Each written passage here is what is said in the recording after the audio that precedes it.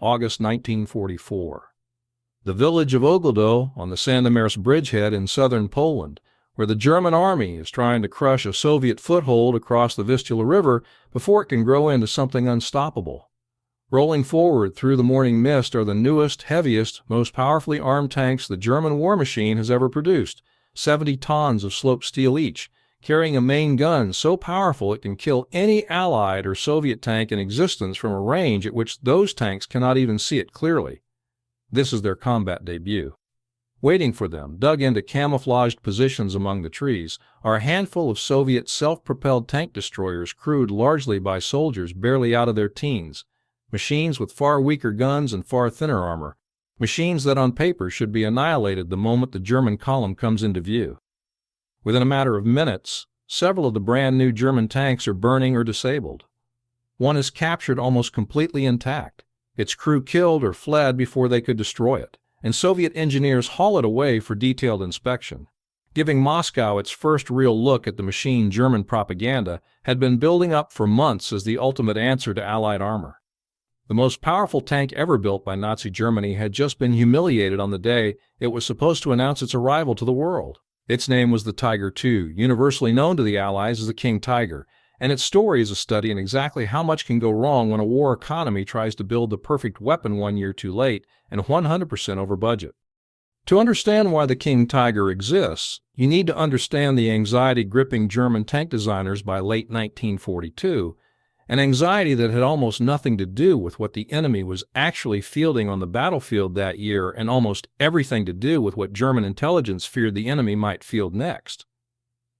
The original Tiger Eye, already in production and already feared across 3 continents for its thick armor and devastating 88mm gun, was becoming increasingly vulnerable to newer Allied and Soviet anti-tank guns as the war progressed, and German planners, having already watched the T-34 humiliate their entire tank fleet once in 1941, were determined never to be caught flat-footed by an armor upgrade again. The solution German industry settled on was, in retrospect, almost inevitable given the institutional culture that had produced it. Rather than build a lighter, more mobile successor, combine the heavy armor and firepower philosophy of the Tiger Eye with the sloped armor geometry that had made the Panther so difficult to penetrate frontally, and mount all of it around an even larger, even more powerful main gun. 2 firms competed for the contract exactly as they had for the Panther. Porsche, confident enough in its design that it began manufacturing turrets before the contract was formally awarded, lost the whole competition to Henschel, but had already built a small run of turrets that ended up mounted on the first production Tiger Eyes anyway, simply because nothing else was ready in time, an administrative accident that left early production vehicles wearing a rounder, more vulnerable turret shape before the improved Henschel turret with better armor geometry became standard. The result of this entire design philosophy, more armor, a bigger gun, and a heavier vehicle stacked on top of an already heavy vehicle, was a tank that solved the problem its designers had been asked to solve while creating an entirely new set of problems nobody had adequately planned for. The finished machine weighed approximately 68 to 70 tons in full combat trim, making it, by a wide margin, the heaviest tank to see operational service with any nation during the Second World War. Frontal hull armor measured 150 millimeters angled at roughly 50 degrees, giving it an effective thickness that made it essentially immune to frontal penetration by the vast majority of Allied and Soviet tank guns at any realistic combat range. The Henschel turret, once it replaced the early Porsche design, carried 180 millimeters of curved armor at the front, a mantlet thick enough that crews genuinely believed, with considerable justification, that almost nothing on the battlefield could kill them through the front of the vehicle. The main weapon was the 8.8 centimeters Kuke Fair E/7, a genuinely enormous leap in capability over even the already feared 88mm gun on the Tiger Eye, firing at a muzzle velocity high enough to penetrate the frontal armor of a Sherman, a T-34, or even an IS-2 heavy tank at ranges beyond 2,000 meters, distances at which those tanks' own guns could not reliably return fire through the King Tiger's frontal plate at all. On a purely theoretical gunnery chart, this was the single most dominant tank versus tank matchup of the entire war, a vehicle that could kill everything on the eastern and western fronts, combined before most of those vehicles even identified where the shot had come from. The catch, and it was an enormous catch, sat directly behind that magnificent gun and armor package. Power came from the same Maybach HL230 P30 engine used in the Panther, 700 horsepower V12 that had already been operating at the ragged edge of its capability, hauling a 45-ton Panther across the battlefield. Asked to haul a vehicle weighing 50% more, the same engine delivered a power-to-weight ratio that left the King Tiger sluggish, fuel-starved, and mechanically fragile in ways that made even the Panther's notorious reliability problems look manageable by comparison. Top road speed sat around 38 kilometers per hour, with cross-country performance considerably worse, and operational range dropped to roughly 170 kilometers on a full tank, a figure that in practice meant King Tiger units burned through their fuel allocation at a rate the increasingly fuel-starved German war economy of 1944 and 1945 simply could not sustain. The transmission, an already complex Maybach-Alvar unit under enormous strain from the vehicle's sheer mass, failed with distressing regularity, and crews learned quickly that the King Tiger's greatest enemy was rarely the tank across the field. It was the bridge it needed to cross to get there, the soft ground it could sink into and never recover from, and the engine compartment that could overheat and catch fire from the same kind of stress that had already plagued its lighter cousin. Crew complement remained 5: commander, gunner, loader, driver, and radio operator, doubling as whole machine gunner. 5 men riding inside what was, by every measure that actually mattered in a sustained campaign rather than a single set-piece engagement, one of the least practical tanks Germany ever built. If you are finding this deep dive into the engineering and combat history of the heaviest tank of World War II useful, hit subscribe. It takes a second, costs nothing, and it helps the channel keep making this kind of content. The disaster at Ogledów in August 1944 was not a fluke of bad luck. It was a preview of exactly the pattern that would define the King Tiger's entire operational history. Schwer Panzerabteilung 501 rushed into combat on the Sandomierz bridgehead with crews who had received minimal familiarization time on a completely new and mechanically demanding vehicle, advanced into terrain that gave Soviet gunners excellent concealment and flanking opportunities against a machine whose massive frontal armor meant nothing if its thinner side and rear plates were exposed. Soviet Su-85 tank destroyers, vastly inferior on paper, used exactly the tactic that had worked against every heavily armored German vehicle throughout the war, avoiding the frontal engagement entirely and waiting for a shot at the flank, and within the opening minutes of the King Tiger's combat debut, several were destroyed and one was captured essentially intact, an intelligence gift Soviet engineers seized on immediately, hauling the vehicle back for detailed technical examination that directly informed later Soviet tank and anti-tank gun development.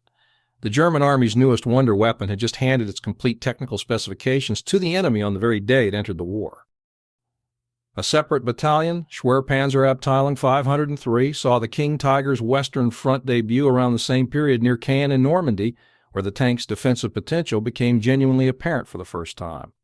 Fighting from prepared positions in the close terrain of the Normandy bocage, King Tigers proved almost impossible for British and Canadian tank crews to kill frontally, absorbing hits that would have destroyed any Sherman or Cromwell outright and continuing to fight, their 88mm gun picking off Allied armor at ranges the attacking tanks could not effectively answer.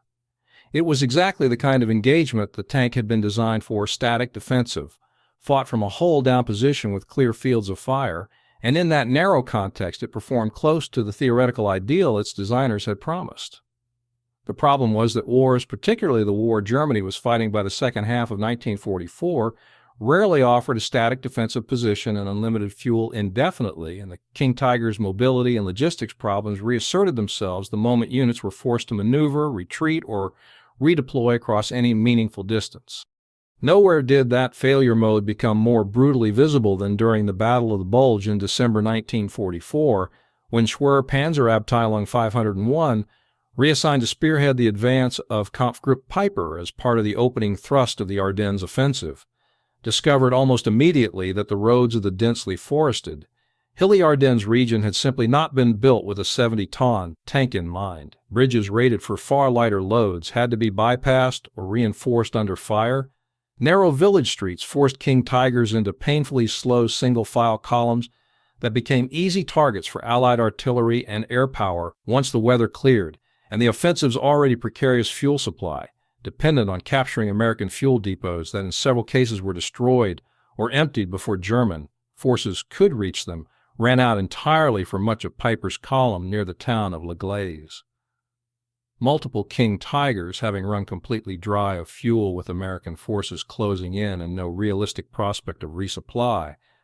were abandoned intact or deliberately disabled by their own crews rather than falling into enemy hands undamaged, a humiliating end for a tank that had never lost a single one of those vehicles in direct combat with an American tank. One of the abandoned King Tigers at Gleize was recovered by American forces essentially undamaged and remains on public display in the village to this day, a permanent monument not to the tank's combat record but to the logistics failure that killed the entire offensive around it. By the closing months of the war, King Tiger units were increasingly used exactly the way their design had always suited them best, dug into defensive positions along the shrinking borders of the collapsing Reich, where their frontal armor and gun continued to inflict genuinely disproportionate losses on advancing Soviet and Western Allied forces right up until the final weeks of fighting. Total production across the entire war reached only around 492 vehicles, a number dwarfed not only by the Sherman's tens of thousands, but even by the Panther's roughly 6,000, constrained by the tank's enormous complexity, its expensive precision components, the sheer number of factory hours each hull demanded, and the relentless Allied bombing campaign against the Henschel works at Kassel that built nearly all of them. Post-war Allied and Soviet technical evaluations of captured examples were unanimous in one specific conclusion. As a fighting vehicle in a defensive engagement with a clear field of fire, the King Tiger was very nearly unbeatable through the front, its armor and gun combination genuinely years ahead of anything the Allies or Soviets could field in comparable numbers. As a piece of military equipment that had to actually be fueled, maintained, transported, and fought within the realistic constraints of a losing war on collapsing supply lines, it was very nearly a liability, consuming resources, fuel, and skilled manpower that a desperate German war economy in 1944 and 1945 simply did not have to spare on a machine this demanding. The King Tiger's most genuinely equal opponent on paper was the Soviet IS-2 heavy tank, a machine built around a similar philosophy of thick frontal armor and an oversized main gun, and the two vehicles' theoretical matchup fascinated tank designers on both sides for the rest of the war. In practice, direct King Tiger versus IS-2 engagements were rarer than popular accounts often suggest, since Soviet doctrine, having learned the same lesson every army eventually learned fighting German heavy armor, generally avoided committing IS-2 units to frontal duels against dug-in Tigers and King Tigers whenever it could, instead mass artillery, anti-tank guns, and flanking maneuvers to achieve the same result at a fraction of the cost in destroyed vehicles. Where the two did meet in open engagements, the King Tiger's superior gun and armor typically gave it the edge in a straight frontal exchange, but the IS-2's own thick Gleize plate and powerful 122mm gun meant these encounters were far from the one-sided massacres the King Tiger inflicted on Shermans or T-34S and Soviet crews who caught a King Tiger from the flank with a well-aimed 122mm round could kill it just as decisively as it could kill them from the front. Surviving examples of the King Tiger are exceptionally rare today given how few were ever built, a stark contrast to the tens of thousands of Shermans that scattered across the post-war world. The vehicle captured almost intact near Ogledów in August 1944 was extensively studied by Soviet engineers and now sits preserved at the Kubinka Tank Museum outside Moscow, still bearing the marks of the ambush that ended its combat career on its very first day of service. The King Tiger abandoned at Gleize during the collapse of Camp Gruppe Piper's fuel supply remains on permanent outdoor display in the village to this day, a monument that draws visitors specifically because of how completely intact it survived, undamaged by enemy fire, defeated instead by an empty fuel tank and an advancing American army it had no way to outrun.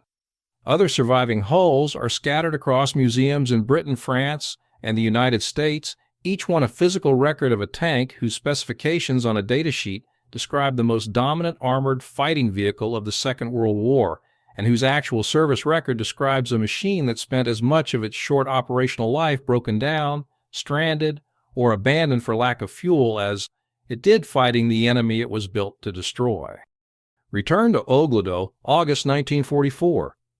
The newest, heaviest, most powerfully armed tank Germany has ever built rolls into its very first battle, and within minutes several are burning. One is captured almost undamaged, and the enemy has learned everything it needs to know about the machine German propaganda had spent months building up as unstoppable.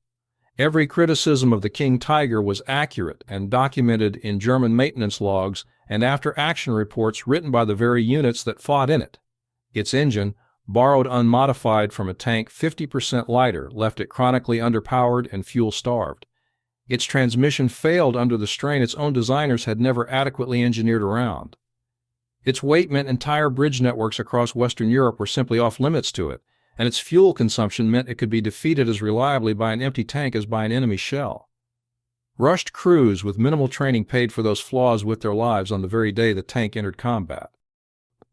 And yet, dug into a defensive position with a clear field of fire in Normandy's hedgerows or along the collapsing Eastern Front in the war's final months,